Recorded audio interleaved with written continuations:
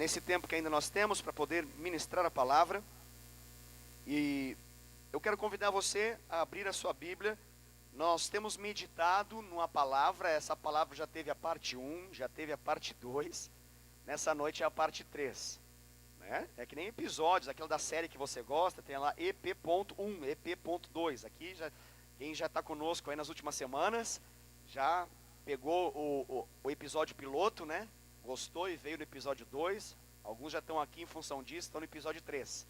Vamos ver como é que vai se comportar essa série, né? Se essa série for boa o suficiente, ela vai aumentando. Senão a gente interrompe ela. Funciona que nem nos seriados americanos. Então, nessa noite nós queremos ministrar. Eu estou brincando, sei que você entende. Mas eu quero ministrar nessa noite algo que não é brincadeira, algo que é muito sério, muito importante. Terceira mensagem de uma série de mensagens que nós temos ministrado, chamado Inimigos do Extraordinário. Inimigos do Extraordinário. Então convido você a abrir a sua Bíblia no livro de Cântico dos Cânticos, também conhecido como Cantares de Salomão. Livro de Cântico dos Cânticos, ou então Cantares de Salomão. Abra comigo, por gentileza, no capítulo número 2 e no verso número 15. Cantares 2, 15. Cântico dos Cânticos 2, 15.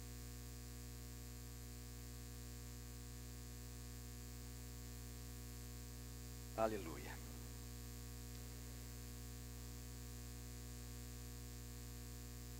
Cântico dos Cânticos, capítulo 2, verso de número 15.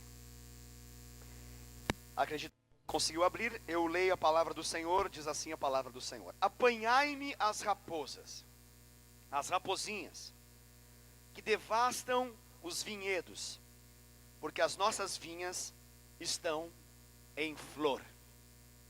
Amém? Glória a Deus. Glória a Deus por essa palavra tão preciosa, tão poderosa, algo tão diretivo de Deus sobre a nossa vida, do modo como Deus tem tratado a nossa história nesses dias em função desse tema. Essa palavra, queridos, que você acabou de ler, obviamente, você percebe que o simbolismo envolvido nela, você percebe que ela está se utilizando de uma figura de linguagem. São metáforas que são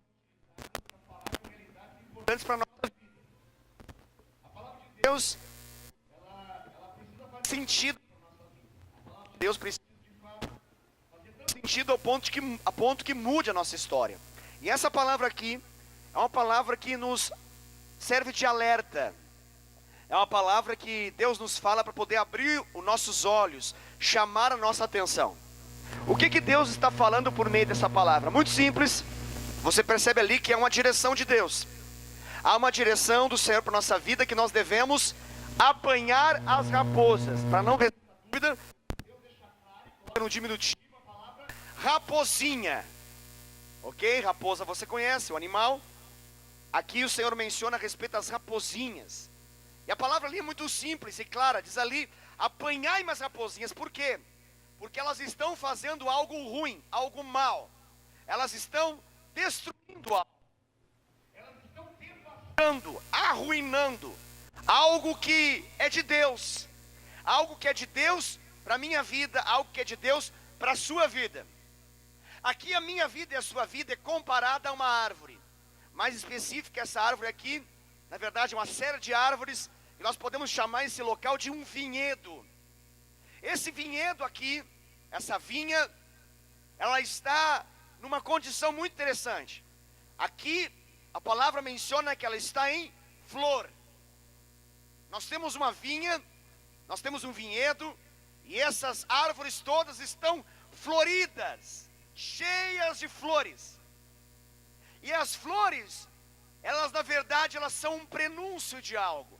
Elas estão ali para poder mostrar que logo mais, aquelas flores darão lugar a algo ainda mais importante do que elas, que são justamente os frutos. Então essa árvore aqui, ela está num período de transição. Ela está numa estação de flores que denota, denuncia, mostra para todos que todos podem esperar que logo mais essas flores deixarão de estar ali e dará lugar a algo muito mais belo, E uma grande colheita está por vir, fruto de frutos que se manifestam, resultado de frutos que estão ali evidenciados nessas árvores. Então nós podemos entender isso como um paralelo muito lindo da parte de Deus. Se nós somos as árvores, se nós somos esse vinhedo, se nós somos essa vinha, e essa vinha está florida, Deus está falando conosco que nós estamos numa fase de preparação para a manifestação de algo que é o fruto. Há uma grande colheita da parte de Deus para se manifestar em nossa vida. Que colheita é essa? A colheita do Senhor em nossa vida envolve as promessas de Deus, os sonhos de Deus, aquilo que Deus nos prometeu por meio de pregações, por meio de palavras que nós lemos da palavra de Deus, da Escritura Sagrada, por meio de ministrações proféticas da parte de Deus, direcionadas para a nossa vida, por meio de algo que Deus queimou em nosso coração, deixando muito claro que era dele para nós. E isso pode tocar as mais diferentes, mais diversas áreas da nossa vida. Essas bênçãos podem se manifestar na área financeira, podem ser bênçãos e promessas de Deus, que Deus falou com você, queimou no seu coração essa palavra, em relação ao seu casamento, em relação à sua família, em relação aos seus filhos, talvez em relação ao seu ministério, talvez em relação a um milagre que você tem buscado da parte de Deus. Ou seja, essas flores, elas representam os sonhos de Deus para a nossa vida. E esses sonhos só têm sentido porque um dia esses sonhos vão virar realidade. Por que isso? Porque o Deus que prometeu, ele é fiel para cumprir. O Deus que falou não é homem que mente, não é filho do homem que se arrepende do que disse. O Deus que fala é o Deus que cumpre aquilo que promete. Mas essa palavra tem um alerta. É como se nós pudéssemos ouvir Deus dizer: olha, para que o sonho se torne realidade, não depende apenas de mim. Para que a manifestação da promessa se concretize, depende também da sua atitude. Deus fala conosco. E é para isso que essa mensagem serve. E é por isso que nós estamos ministrando esse tema chamado inimigos do extraordinário. Porque nós temos identificado por meio dessa mensagem que existem alguns inimigos que tentam invadir a nossa vinha, tentam invadir o vinhedo. E se nós não protegermos, se nós não fizermos algo, corremos um risco. Qual o risco? Qual o risco? E aqui é uma mensagem de instrução da parte de Deus para a sua vida. Deus não está dizendo com isso que aquilo que Ele prometeu, Ele não vai fazer, ou que aquilo que você entende como promessa não é dele. Não, Ele prometeu e Ele quer fazer. Mas não necessariamente aquilo que Ele prometeu vai acontecer, porque tem coisas que dependem da nossa posição, dependem da nossa atitude, da maneira como nós tratamos e cuidamos isso. Essas raposas são animais que visam, na verdade, entrar por essa vinha e comer dessas árvores. Na verdade, eles pegam por baixo, começam a abocanhar e começam então a destruir aquele pequeno caule, aquela pequena estrutura de tronco dessa árvore. De modo que eles arrancam aquela seiva, começam a beber daquilo. E à medida que fazem isso, eles gradativamente, conforme aumenta a frequência disso, a intensidade dessas abocanhadas que essas raposas dão, elas fazem com que aquela árvore se torne atrofiada. Ela não vai produzir o fruto, ela só vai produzir as flores. Então nós temos aqui um exemplo muito ruim da possibilidade de alguém ter muita flor e não necessariamente ter muito fruto. E aí você consegue entender que tem muitos cristãos, muitos crentes, que têm muitas promessas, e quando você analisa a vida de alguns cristãos, poucas realizações. Você percebe que alguns cristãos, na verdade, se movem de promessa em promessa, de profecia em profecia, mas já é tempo, em nome de Jesus, que você não apenas se mova de promessa em promessa, de profecia em profecia, mas que você passe e entre num novo tempo em Deus. E essa mensagem da parte do Senhor para a sua vida é dizer: esse novo tempo está chegando, em nome de Jesus. E para isso, você precisa entrar nessa outra fase, que não é mais a fase das flores, mas agora é a fase dos frutos. Então, se nós queremos que os frutos se manifestem, nós precisamos proteger a nossa vinha desse ataque. Esse ataque das raposinhas. Essas raposinhas, como o nome está dizendo ali, É simples de você entender, porque a raposa é um animal grande, possivelmente nós nos prepararíamos e armaríamos algumas armadilhas e protegeríamos a nossa estrutura de vinha para impedir que ela chegue. E a verdade é que a maioria dos agricultores, a maioria daqueles que plantam, que produzem, que trabalham com isso, eles fazem tudo o que é possível para poder proteger desses animais. Esses animais que invadem, desses bichos do mato, que em um momento noturno, por exemplo, invadem a plantação e destroem tudo. Mas a grande sacada dessa palavra, a grande palavra do Senhor dentro desse versículo é que o Senhor não espera apenas que nós preparemos estruturas como um muro de proteção alto o suficiente, forte o suficiente, que impeça os grandes animais de atacarem. Mas é possível que o que esteja atacando a nossa árvore, a nossa vida, sejam coisas sutis, coisas que são quase que imperceptíveis. Por isso que essa ministração, ela não trata de realidades e pecados que são os pecados grosseiros da nossa vida. Aqueles pecados que nós prontamente nos apartamos deles.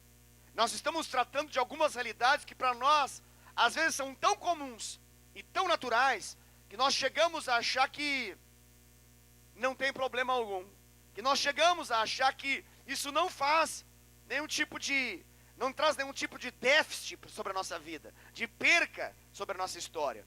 E nós estamos aqui para poder ministrar sobre a sua vida, essa palavra, dizer que, cuidado com essas raposinhas, cuidado com essas coisas sutis, pequenas, que como uma raposinha que começa a cavocar o muro, tenta imaginar ali, um alambrado, arame, farpado, que seja, toda aquela estrutura para impedir os animais grandes de entrar naquela plantação, e de repente, lá por baixo, sorrateiramente, gradativamente, sem que ninguém perceba, aquela raposinha miúda, pequena, começa a cavocar, até que ela entra, invade aquele território dos seus sonhos, o território daquilo que Deus gerou na sua vida, aquilo que nós podemos chamar de expectativas que nós temos em Deus, coisas que nós sabemos que Deus nos prometeu, e que nós temos conscientemente, ou até mesmo nosso subconsciente, nós sabemos que Deus ainda vai fazer e vai acontecer na nossa vida essas realidades. Então isso precisa de um alerta. Cuidado com essas raposinhas. Então nós estamos aqui num tempo de chutar, dar uma bicuda nessas raposinhas, chutar para bem longe. Nas ministrações, Deus tem nos dado algumas armas que nós temos apontado na cara dessa raposinha e dado um tiro bem forte, sem dó e sem piedade. Por quê? Porque essas raposinhas aqui, por mais que o nome termine com inha, por mais que pareça uma coisa assim boazinha, bonitinha, na verdade, isso é enviado pelo cão na nossa vida. Isso é enviado por Satanás na nossa história. Isso é enviado com a finalidade de que, se nós mantermos essas raposinhas na nossa história, elas vão acabar por impedir o sucesso, a vida plena, a vida em abundância que Jesus prometeu de se manifestar na sua e na minha vida. Comigo? Glória a Deus. No primeiro episódio dessa série, na primeira ministração dessa série de mensagens, nós falamos a respeito de um tema. Você lembra ainda? Você que estava aqui no nosso episódio piloto. Qual que foi? Nós falamos sobre a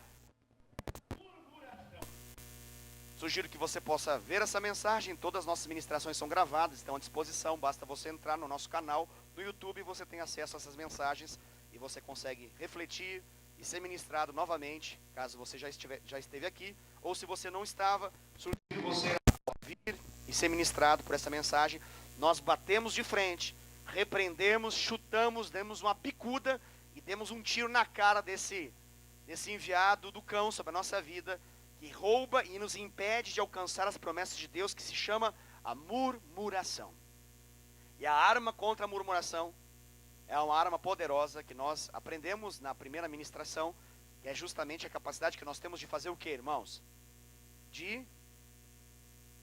Sugiro que você ouça essa mensagem novamente. Vai ser muito importante você ouvir. Em nome de Jesus. Qual que é a arma contra a murmuração?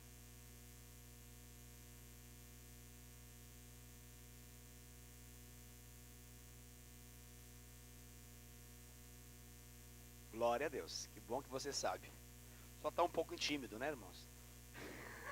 A arma contra a murmuração se chama abrir a boca e profetizar. Amém? Se você ia falar, tem que falar, fala, que senão tem gente que fala, eu falei, mas eu não fala. Essa timidez espiritual que às vezes nos atrapalha. Você percebe isso? Nós falamos isso no primeiro dia. Às vezes quando nós temos a oportunidade de falar o que deve ser falado, de falar da maneira correta, verdadeira, nós ficamos tímidos, preocupados com o que os outros vão pensar de nós. E essa é uma realidade que pode nos roubar aquilo que Deus tem para a nossa vida. Então abra a sua boca, tenha coragem, ousadia para poder narrar a palavra. Quando eu falo profetizar, não estou que é um dom ministerial, que é narrado em Efésios pelo apóstolo Paulo. Não estou falando da especificidade do dom do profeta, estou falando a respeito da capacidade que eu e você, e todos nós como cristãos, todos nós como crentes em Cristo Jesus, temos de poder abrir nossa boca e sobre aquela circunstância, e sobre aquela realidade, chamar à existência aquilo que não existe ainda, e narrar, declarar, manifestar através da nossa boca a palavra de Deus. O apóstolo Paulo fala: creio, por isso digo, creio, por isso falo. A obra de Deus na sua vida passa por um poder criativo que Deus colocou e é acionado por meio da sua boca. A sua boca cria realidades. Por isso que a Bíblia fala que o poder da morte e da vida estão na língua. Então aquele que bem a utilizar comerá muito bem dela. Aquele que mal a utilizar vai pagar um preço caro por isso. A murmuração é um preço caro demais. E eu sugiro em nome de Jesus e estimulo você não usar a sua boca para a sua própria condenação e para que você seja impedido de viver o melhor de Deus, mas que você use a sua boca para profetizar a palavra do Senhor sobre a sua vida em nome de Jesus.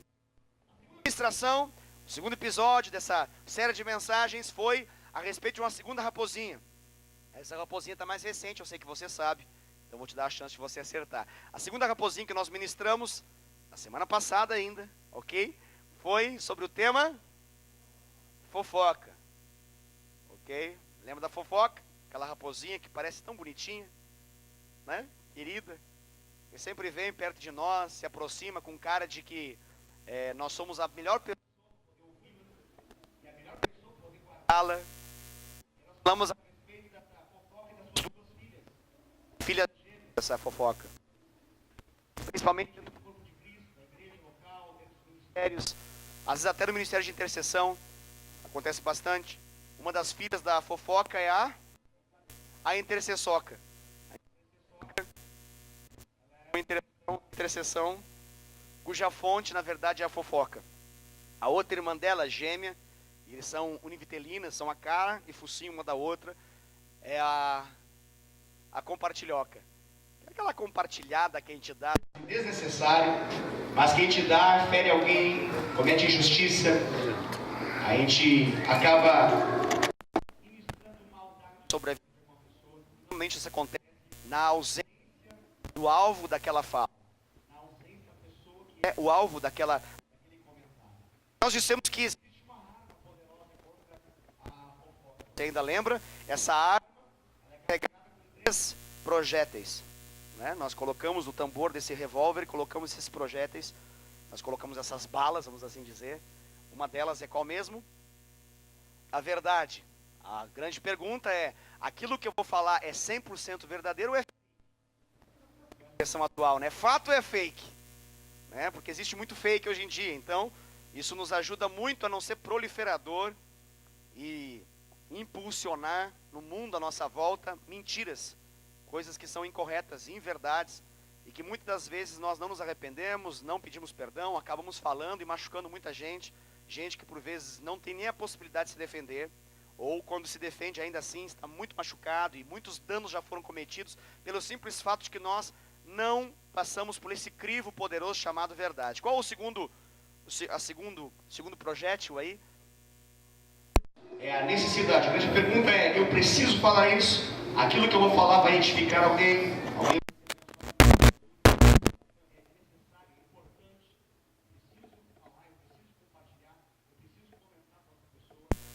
Bem, é de boa índole, tem algum valor nisso, há alguma honra envolvida nesse comentário, alguém vai se dar muito bem com isso, então eu devo comentar. Mas o último crivo, para saber se vamos comentar ou não, se vamos compartilhar ou se vamos interceder dentro do ministério de intercessão, falando de outra pessoa que não nos autorizou aquela informação, o último é realmente o amor. Pergunta-chave é, padrão de Deus é que eu devo amar o meu próximo como eu amo a mim mesmo. Então, a maneira como eu amo as pessoas à minha volta deve ser o ponto de partida para esse amor, deve ser a maneira como eu gostaria de ser amado. Pergunta importante é, se eu fosse o alvo desse comentário, como eu me sentiria? Eu ficaria feliz, ficaria lisonjeado, ficaria maravilhado, ou eu ficaria chateado, entristecido, com raiva, me sentindo injustiçado. Quando eu paro para pensar a respeito desse tema, pode ser que não passe nem na verdade, nem na necessidade, nem no amor. Pode ser que não passe em algum desses. Se não passar em algum desses, não vale a pena. Abra sua boca para elogiar. E isso pode ser indiscriminadamente. Isso é uma bênção. Então, se nós abríssemos a nossa boca com a mesma intensidade que nós abrimos para poder falar mal de alguém, nós conseguiríamos grandes resultados nos nossos relacionamentos. Porque tem pessoas que maximizam comentários negativos e minimizam elogios poderosos. Quando é para falar mal, intensificam a voz, fecham a cara e com intensidade total falam grosso, falam forte, falam carregado, mandam ver. Mas na hora de elogiar, falam baixinho, como um gatinho mirrado. Na hora de falar mal, abre e pega o megafone, parece um leão gritando na selva, né? Agora, quando é para elogiar alguém, são tímidos, são desatentos, não conseguem fazer. O fruto se manifesta na vida. Qual é o fruto dessa fofoca com as suas duas filhas, chamada compartilhoca intercessoca? Essas pessoas comem um prato caro e desgraçado, que é quebras de relacionamentos. Vínculos que poderiam ser profundos e são vínculos frágeis. São pessoas de relacionamentos difíceis, conturbados, pessoas que costumam ter problemas sérios nos seus relacionamentos à volta, a começar na sua própria casa. Então nós demos um tiro na semana passada nessa raposinha. Ela já não está entre nós, faleceu, graças a Deus.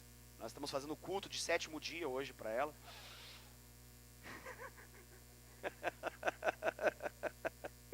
Pastor, tem culto 7º dia? É 7º dia não em memória, né? Não que a gente está trazendo de volta ela, não.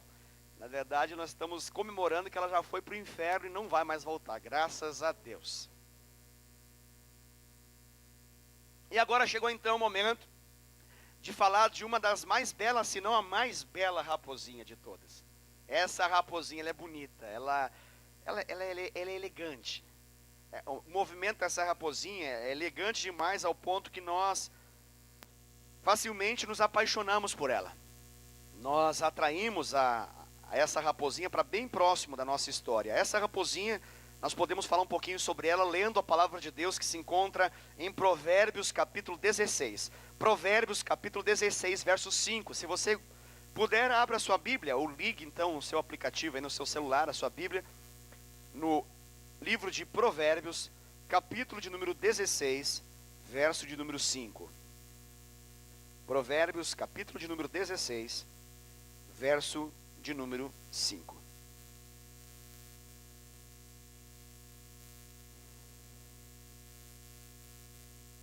Amém? Glória a Deus. Eu leio a palavra do Senhor nessa noite para você, então. Diz assim a Bíblia que nós estamos lendo, na versão Almeida, revista e atualizada. Talvez seja um pouquinho diferente da sua Bíblia, mas o sentido é o mesmo, você não precisa ficar preocupado em relação a isso. Diz assim a palavra do Senhor: abominável é ao Senhor todo o arrogante. Pode traduzir também como o orgulhoso de coração. É evidente que não ficará impune. Eu repito essa palavra, é a palavra do Senhor para a nossa vida. Abominável é ao Senhor todo arrogante, orgulhoso de coração. É evidente que não ficará impune. Queridos, essa raposinha, como eu disse, é uma raposinha bonita, ela é uma raposinha altiva, ela é uma raposinha empinada, ela é uma raposinha de peito estufado. Dentre todas as raposinhas que pode existir, ela é uma das que causa com certeza maior dano possível para as flores, e com certeza ela produz a morte eminente, muito provável, de todos os frutos que Deus quer manifestar na sua e na minha vida. Por quê? Porque o orgulho, e essa raposinha aqui é justamente esse tema, o orgulho. Essa raposinha, chamada orgulho, ela precede, ela antecede, ela vem antes de uma coisa muito desgraçada na palavra de Deus, que se chama ruína. Ruína. Então, se você não quer viver ruína na sua vida, é importante que você possa levar em consideração essa palavra. Quando o autor de Provérbios aqui menciona no capítulo 16, um pouquinho mais para frente, no versículo 18, ele diz assim, ó: a soberba precede a ruína. Provérbios 16, 18. A soberba precede a ruína, e a altivez de espírito precede o quê? A queda. Então, o coração orgulhoso, ele é uma bomba relógio, que está ali. E se não for desarmada, ela vai explodir. Essa arma, essa bomba, precisa ser desarmada, precisa ser desativada. E essa bomba, na verdade, ela se encontra numa repartição em nós, que não é muito clara, não é muito evidenciada facilmente. Normalmente, quem mais nos conhece terá mais facilidade de achá-la. Quem não nos conhece tão bem, tão facilmente, tão profundamente, talvez nem perceba que ela existe. A lógica dessa raposinha, do orgulho, ela é manifestada conforme nós nos aproximamos um do outro, e nós vamos vendo, através das reações, dos comportamentos, das decisões, o quanto que essa raposinha, ela está ali, na vida da pessoa. Então, eu costumo dizer que orgulho é que nem bafo. Quem tem, não costuma saber que tem. Precisa ser avisado. Só que só vai ser avisado por duas realidades. Uma pessoa que chega perto, e aquela pessoa que chega perto tem coragem de avisar. E detalhe, a reação do que tem o bafo pode não ser da melhor. Porque às vezes ele tem uma boa explicação para dar porque ele está com bafo. Às vezes ele vai mencionar alguma enfermidade, vai mencionar alguma situação que aconteceu. Ou seja, às vezes a pessoa ela tem uma boa explicação para tudo aquilo. E não necessariamente ela toma aquela palavra, esse aviso, como algo bom, como algo que pode salvar a sua saúde, a sua vida. Mas é importante que seja falado, é importante que seja mencionado. Eu sei que aqui ninguém tem bafo, todo mundo tem uma boa higiene bucal, então você talvez nem saiba a respeito disso. Mas tem algumas pessoas aí fora que tem esse negócio. Então algumas pessoas precisam se dedicar mais na arte dessa limpeza, da sua boca, dessa higiene bucal. Algumas pessoas, até percebendo isso, começam a colocar alguns outros elementos ali, né? Começam a trabalhar melhor isso, com a finalidade de evitar que quando as pessoas se aproximem, não tenha essa triste reação de dar um passo para trás, ou 2 passos para trás enquanto você fala, porque é algo iminente. Por quê? Porque assim como o bafo repele, o orgulho também repele. Traduza isso como: é muito ruim ficar perto de alguém orgulhoso. É muito difícil conviver de maneira profunda, a não ser que você tenha um elo, um vínculo muito grande. E aí você está, vamos assim dizer, obrigado a conviver com isso. Acho que você entende o que eu quero dizer, né? Tem pessoas que, em função de estarem casadas, estão obrigadas a conviver com isso, né? Beijam aquela boquinha linda todos os dias, né? Nos seus momentos de intimidade, aquela boquinha beijada, né? Mas tem bafo, ok, mas o amor é a mesma realidade. Por quê? Todos os demais que percebem são repelidos, não querem isso, mas a pessoa está ali, vinculada, obrigada, então é muito compreensível. O orgulhoso, ele tem uma tendência a viver solitário, porque só fica com ele aqueles que estão obrigados a estar com ele, os filhos, a esposa, o esposo, as pessoas mais próximas. Mas tirando isso é um problema sério, porque todo que tenta um vínculo mais forte vai se aproximar de algo que fede, de algo que emite um odor que não é agradável, que não gera uma boa convivência, não é uma fragrância boa, não é um perfume que sai, é uma coisa chata, é uma coisa que atrapalha. É como não um imã que atrai, mas é um imã virado com um polo ali que vai fazer, jogar para fora. Você, por mais que queira, não dá. Repele.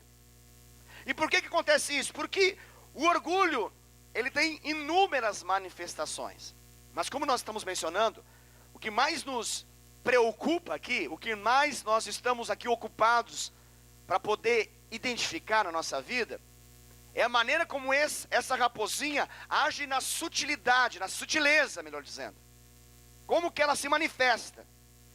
Porque claro que você tem assim, personagens que são a manifestação mais própria do orgulhoso. E a gente vai falar, esse cara é um orgulhoso. Essa mulher é uma orgulhosa. Essa mulher é arrogante, esse homem é arrogante. Então, claro, você tem essa manifestação clara na vida de algumas outras pessoas aí fora. Mas o grande problema não está nisso. Essas pessoas não estão aqui, não estão sendo ministradas. Deus não está falando com elas. Deus está falando com a gente. Então cabe nessa noite nós não pensarmos, essa é uma boa mensagem para aquela orgulhosa daquela fulana. Essa é uma boa mensagem para aquele arrogante daquele fulano que não está aqui. Brincadeira, no dia que Deus acerta a mensagem, ele não vem. Deveria estar aqui. Não, se não veio, não é com ele o negócio. É com você, é comigo, Deus está falando com a gente. Amém? Por quê? Porque existe uma série de manifestação dessa raposinha que fica fácil evidenciar o quão danosa, terrível ela é. Porque o orgulhoso, ele tem algumas características, dentre elas, ele é alguém que ele não pede conselho. O orgulhoso, ele não gosta de que ninguém, e na linguagem dele se intrometa na vida dele. Eu sei que, conforme eu vou falando, mais difícil vai ficando de conhecer pessoas assim aqui no nosso meio. Eu sei disso. Mas existem as pessoas aí. Então, o orgulhoso é alguém que, diante de temas que deveria pedir conselho, direção, ele não pede. Por que ele não faz isso? Porque ele gosta de ser autossuficiente. Ele presume que a melhor resposta, a melhor definição, o melhor argumento, a melhor decisão é sempre a dele. Ele presume que os que se aproximam dele não são tão bons quanto ele. Mas o detalhe é que isso é algo quase que inconsciente. Se você confrontar a pessoa, ele vai dizer, eu? Não. Eu? Eu orgulhoso? É como alguém que ouve a informação, desculpa, você está com mau hálito. Eu mau hálito? Esses dentinhos que Deus me deu? Sim. Essa linguinha linda. Eu? Não sei se você já teve essa possibilidade de confrontar alguém e dizer assim, isso é orgulho. A pessoa fala, orgulho? Orgulho? E detalhe importante, quando você confronta o orgulhoso,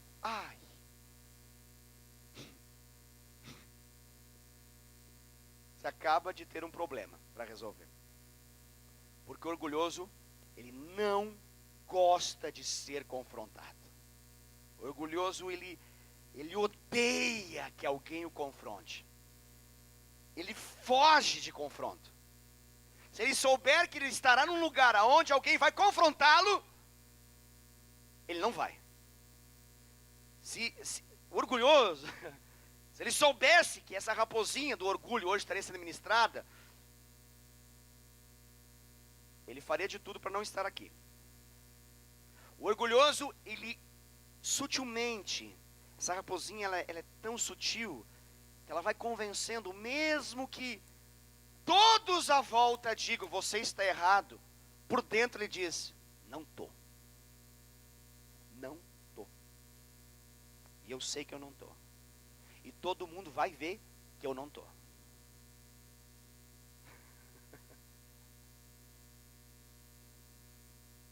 O louco disso tudo é que muitos orgulhosos presumem serem humildes. Eles têm orgulho da sua humildade. Se orgulham. Eu sou uma pessoa muito humilde.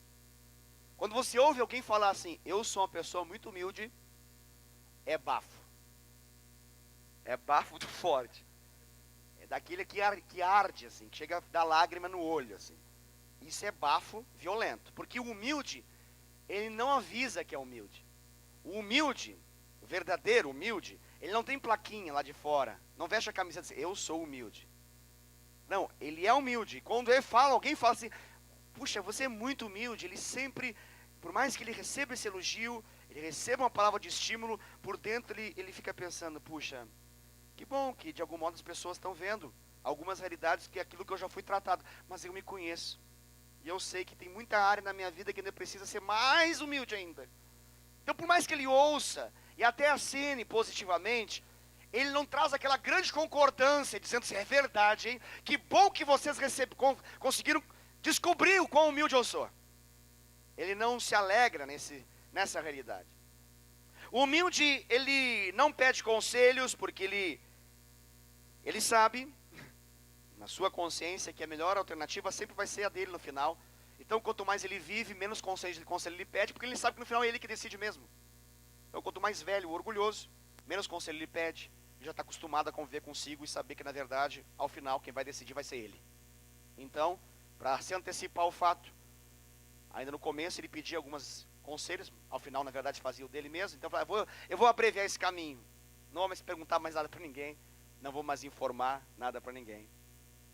O orgulhoso, ele tem uma habilidade, fruto da sua experiência, de sempre sair pela tangente quando é confrontado. É uma habilidade, é uma arte que ele se torna perito. Ele se torna assim, ele tem cátedra, tem PhD, ele faz pós-graduação, tem mestrado, doutorado e pós-doutorado nisso. E quando ele é confrontado, ele sempre tem uma boa justificativa. Ele sempre tem uma boa explicação.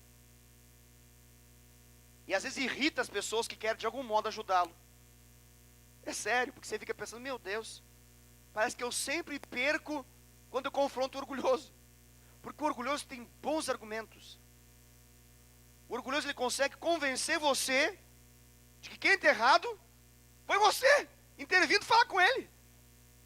Você sai de uma conversa com o orgulhoso pensando, puxa vida, eu me arrependo de ter tentado convencer o orgulhoso que era orgulhoso, porque na verdade ele não é orgulhoso, talvez seja eu orgulhoso.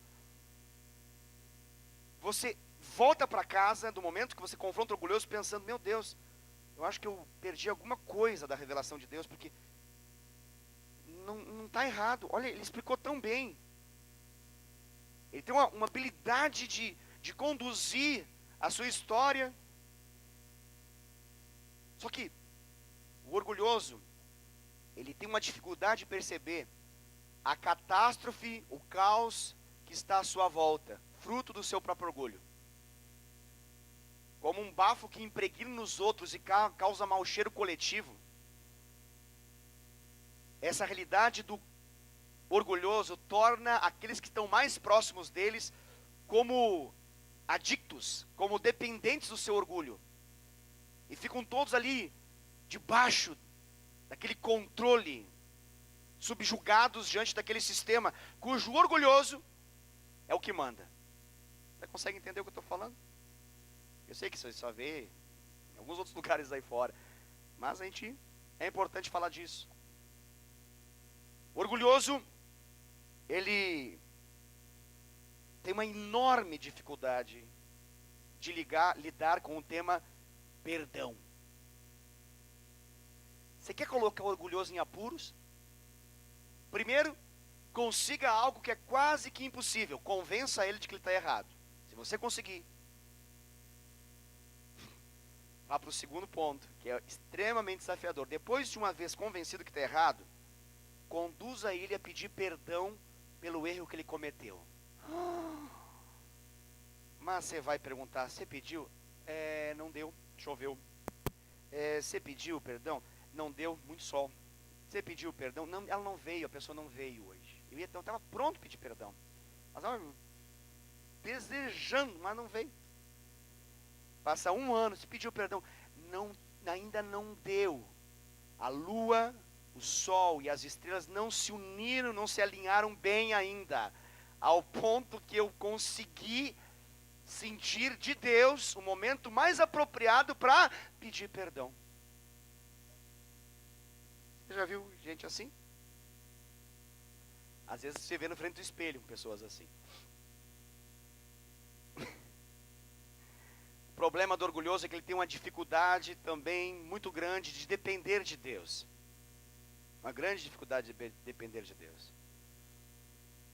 E é triste porque alguns orgulhosos até se submetem, ficam brabos com Deus, irados com Deus, chateados com Deus, porque Deus não faz o que eles querem, mas a prática deles,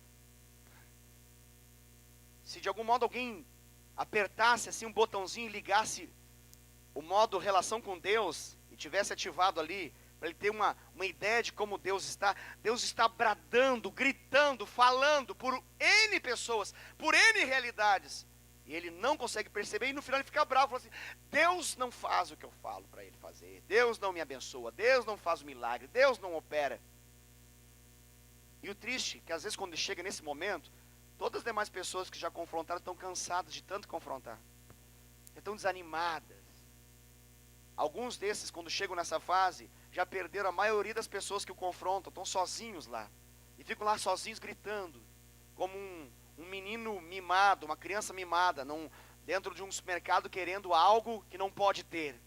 Ficam lá dizendo, Deus não faz, Deus não opera, quando na verdade se esqueceram de, ao longo de um caminho todo, ouvirem palavras de alguém que amava e dizia, não é por aí, não faça isso, ouça, não é esse caminho. Assim é o orgulhoso.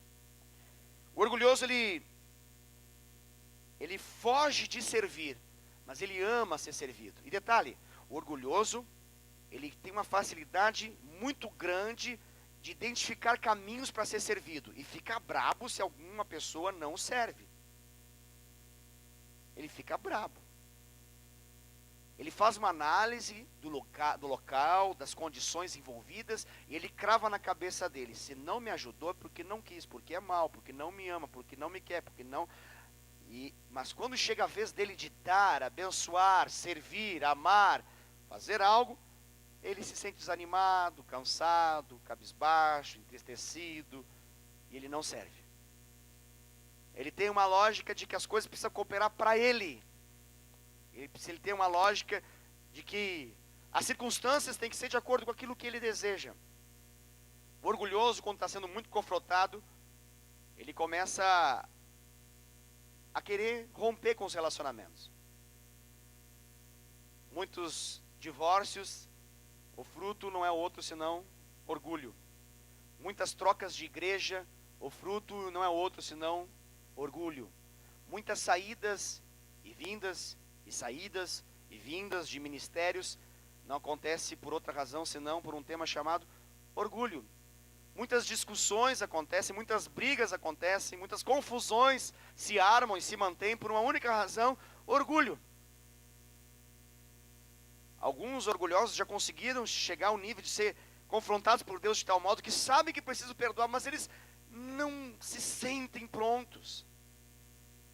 Você consegue entender o que eu estou falando? Esse é um tema muito forte. Essa raposinha, ela é devastadora, querido. Ela atrofia, ela impede nós de vivermos as melhores coisas que Deus tem para nós. Essa raposa, ela impede de nós recebermos as bênçãos de Deus. Ela nos bloqueia de tudo aquilo que Deus sonhou para a nossa vida. E diante desse tema do orgulho, nós precisamos entender que o orgulho, ele é uma semente maldita de um negócio que é extremamente complicado na Bíblia, que se chama rebeldia. E isso para Deus não é pouca coisa não.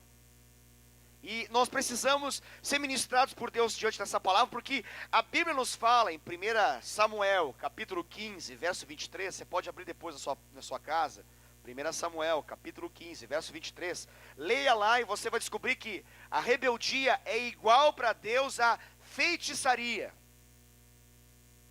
E a pergunta é, o que um feiticeiro atrai sobre a sua vida? O que um feiticeiro atrai sobre a sua vida? Um feiticeiro atrai sobre a sua vida demônios.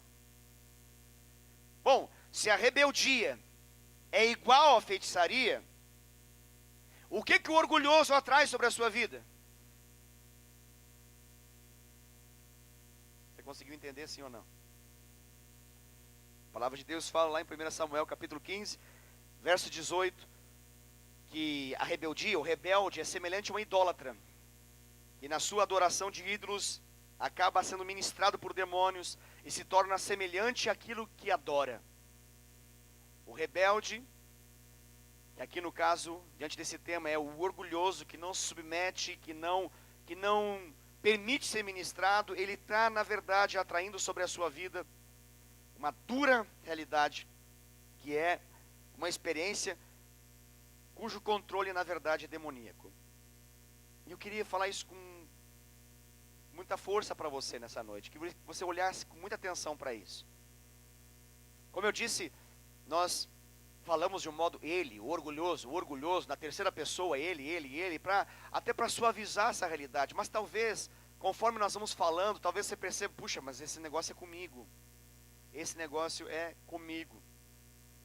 E como na semana passada nós falamos das mulheres em relação à fofoca, eu quero dizer, na verdade, que esse tema do orgulho, ele tem uma predominância, não é único, mas ele tem uma predominância no coração dos homens. Quando você percebe a realidade de uma igreja, quando você percebe a realidade de uma adoração, você percebe que normalmente quem move as coisas numa igreja, ou numa adoração, ou numa intercessão, ou num momento de quebrantamento é quem? Nós pudéssemos tirar uma foto aqui, como foi tirada, e ver aqui, no momento da adoração, quais foram as pessoas em nosso meio que desejaram ir à frente, se prostrar e adorar com força, coração rasgado. Eram todas mulheres. Por que será, irmão? Por que será isso? Por que é isso assim? Dentro de um relacionamento conjugal, quem que quer tratar mais as coisas? Quem que normalmente quer tratar os temas mais difíceis? Quem que normalmente quer tratar as áreas que há tempos têm trazido sofrimento, tristeza sobre o casal, sobre as finanças, sobre a vida conjugal, sobre tudo? Normalmente é quem é? O homem nem acha que precisa tratar. Ele quer falar se o Palmeiras vai ganhar o campeonato ou não. Ele quer saber se o Inter vai alcançar, se o Corinthians vai ter a chance de cair ainda ou não, se a gente vai torcer para cair ou não. Não sei. Esses são os temas que estão no coração dos homens. Eles querem falar sobre NFL, eles querem falar sobre NBA, eles querem falar sobre futebol, eles querem falar sobre 17 ou 13, eles querem falar isso. Os grandes temas da vida de um homem são os temas complexos do mundo. Só não são os temas complexos do mundo da sua casa. Porque quando chegam esses temas, o seu orgulho os convida para ficar na frente da televisão. Aquilo que está na televisão é muito mais importante para ele. Precisamos decidir o futuro da nação. Precisamos acompanhar todos os vídeos de WhatsApp, para poder tomar as melhores decisões, poder mudar o mundo. Sendo que às vezes tem uma mulher dizendo assim, e aquele tema lá, calma mulher, estou olhando a televisão. Depois a gente conversa sobre isso. Não estou preparado para esse momento. Estou muito focado aqui, na Globo News, Band News, Record News, News do News, News. Você consegue entender o que eu estou falando? Aí quando toca temas espirituais, isso é para nossa vergonha como homens. Nós percebemos que os maiores rompimentos, as maiores entregas, a fluidez dos ministérios em nosso meio fica muito na dependência do estímulo, da coragem, da ousadia das mulheres, quando na verdade para Deus fala que quem é o cabeça desse negócio? Era para ser os homens. A gente fica bravo com elas às vezes que não dá certo, mas elas têm às vezes coragem que os homens não têm de assumir as posições que deveriam assumir. Então nós precisamos entender que esse tema é um tema a ser tratado. Muito dessas coisas que acontecem é por um simples fato que se chama orgulho. Orgulho. Orgulho que teima em dizer que não vou ser tocado, não vou ser ministrado, não vou ser tratado, não vou ser mudado, eu não vou ser transformado. Tá bom assim, para que essa encheção de paciência? Esse povo quer me mudar, me deixa ser assim. Eu nasci assim, vou morrer assim. Gabriela ou Gabriel, sei lá, não sei.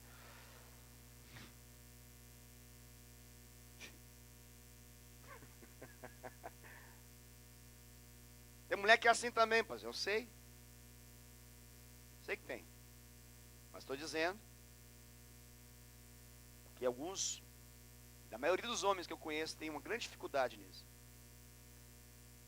Você pega por exemplo do discipulado. É um bom termômetro. Você pega numa escala assim. Vamos começar um discipulado. Mulher com mulher, beleza.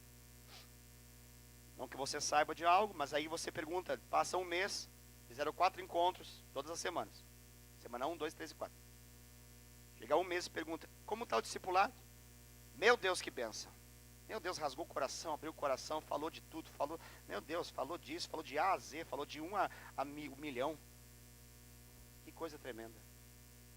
Não, já tratei disso, já tratei daquilo, meu Deus, olha que coisa maravilhosa. Está rompendo, olha, está pronto o ministério, pastor. Aleluia, 1 mês. Os homens dizem, vamos começar o discipulado. 1 mês você passa, e aí, como é que está o discipulado? Não deu tempo de fazer ainda, pastor. Não deu. Muito culpado. Muito ocupado. Tá difícil, achar tempo. Trabalha demais, pastor. Só trabalha. A mulher trabalha fora, chega em casa, faz comida, lava, passa, cuida dos filhos. O homem chega.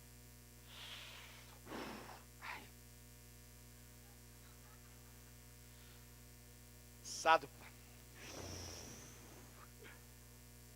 Não tá fácil, não. Não tá fácil. Mas você não tem um tempo? Tenho, mas nesse tempo livre eu preciso dormir, senão eu não consigo dar conta. Muito complicado esse negócio. Não dá não. Mas isso vai salvar a sua vida. Ah, eu sei, mas calma. Me respeita. Respeita, né? Respeito é bom e eu quero e eu mereço. Homem é assim. Os homens lá de fora é assim. Os da Fonte Vida em Indaiatuba não são assim, graças a Deus. Mas os lá de fora são. Aleluia.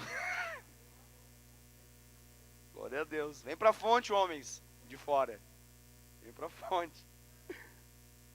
Aleluia. Você consegue entender?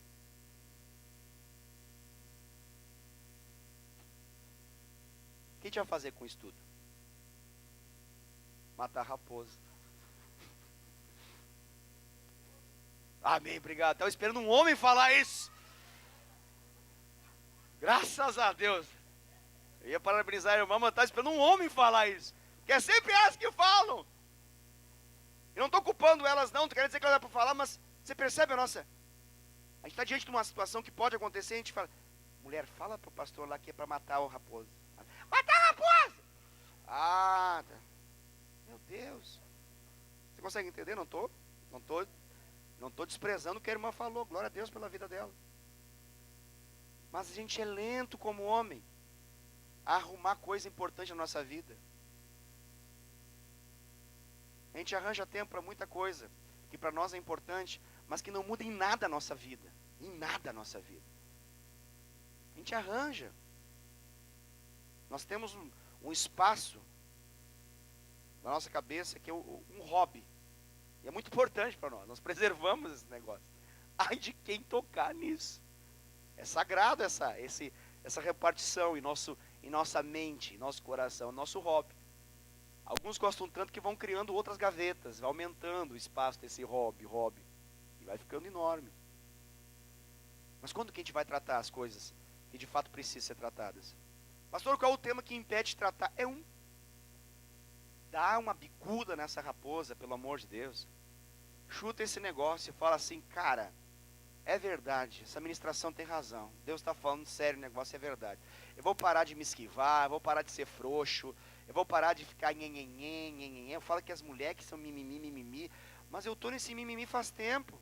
Cada vez que alguém se aproxima, eu dou 2 passos para trás. Cada vez que tem um discipulador tentando me pegar, eu dou um migué. Sou ensaboado pra caramba, não consegue pegar. Deixa alguém te pegar, mano. Por favor. Deixa alguém te pegar. A dificuldade que você impõe para alguém pegar a sua vida é o mesmo tempo que você impede de você desfrutar a bênção de Deus na sua vida. Tem coisas que Deus não vai fazer no culto. Tem coisas na sua vida que Deus não vai fazer no momento que você permite formal ouvir aquilo que Ele está falando para você. Deus precisa te pegar na informalidade da vida. Deixa Ele pegar você. Deixa Ele tratar áreas que trazem condenação, áreas de escravidão, áreas do seu caráter que precisa ser tratado. Precisa ser tratado, deixa Ele tratar. Permita. Não coloque essa barreira, não deixe essa raposinha dominar. Chuta ela, ela não é boa. Não é boa. ela não é boa. Pastor, qual que é o caminho? Qual que é o caminho? Deixa eu falar para você. O orgulho, ele é tratado através de duas vias. Uma delas é a via de boa, suave, tranquila, que se chama a pessoa se submeter, ela se humilha. A outra via do tratamento do orgulho se chama, e essa é triste, essa dói, essa é difícil, que se chama ser humilhado. Você escolhe. Mas que Deus vai tratar o seu orgulho, vai. Então, falo novamente.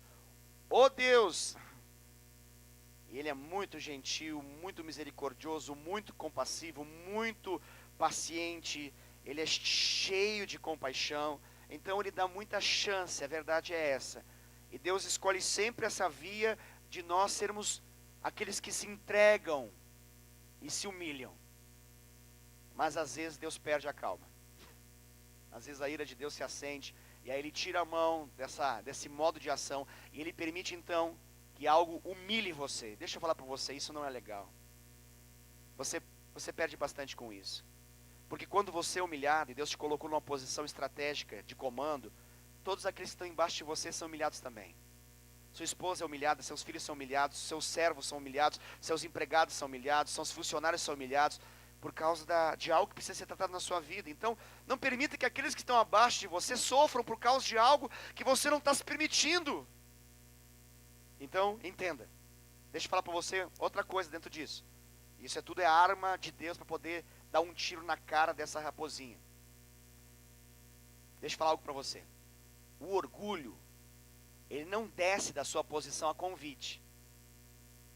Você não diz assim, orgulho, por favor, por obséquio, gentilmente, você pode, por favor, descer a escadaria da humildade? Ele não vai fazer isso. Pastor, como é que trata orgulho? Simples. Você empurra ele ladeira abaixo. Você empurra o orgulho assim, ele vai batendo a cabeça, pé, braço, quebrando tudo e chega lá embaixo destroçado no chão. Assim que você lida com orgulho. É assim, pastor, sim. O orgulho, você não espera o melhor momento, porque ele não vai descer essas escadarias do seu coração até o momento que você se encontra humilde. O orgulho ele é tratado na pancada, mas numa pancada do espírito. Você precisa sentir o empurrão do espírito nas costas do orgulho, fazendo, vai. E quando você percebesse, vai, deixa aí. Não trava não, não tranca não. Deixa que ele se arrebente, se estoure ao chão. Permita. Por quê, pastor? Porque é bom cair nas mãos de um Deus que nos ama e nos trata. Dura coisa é ser humilhado nas mãos do diabo. E por que o diabo humilha, pastor? Porque o orgulho é o DNA do diabo. O orgulho não nasceu primeiramente no coração de Adão e Eva. O orgulho nasceu primeiramente na essência de Lúcifer. Naquele que se tornou Satanás, diabo, nosso adversário, arquirrival de Deus, inimigo da igreja, seu acusador, meu acusador. A essência de Satanás é orgulho. Por que eu disse que o orgulhoso atrai demônios sobre a sua vida? Porque Satanás, ele se prolifera, se manifesta, age no lugar que é dele. O orgulho é dele. O orgulho não vem de Deus. Jesus disse, aprendei de mim, que sou manso e humilde de coração. Quando a Bíblia fala a respeito de Satanás, fala, e achou-se nele, no seu coração, orgulho. Satanás é orgulhoso, insubmisso. E é importante que você chute essa raposinha e dê um tiro nela, de modo que ela não fique próximo de você. Pastor, como é que eu mantenho essa condição? Você mantém essa condição todo dia, constantemente, permitindo que você avalie o seu coração e sempre se perguntando, eu tenho um coração de aprendiz, eu tenho um coração de aluno, eu tenho um coração de um discípulo, eu tenho o coração de alguém que está disposto a mudar de ideia, a ser corrigido, a viver algo novo. Se você tem espaço no seu coração para isso, você está sendo transformado de alguém orgulhoso em alguém humilde. Amém, querido? Glória a Deus. Louvado seja o nome do Senhor Jesus. Vamos ficar de pé. Que nem o pastor Luciano subirá para parecer que está acabando, né?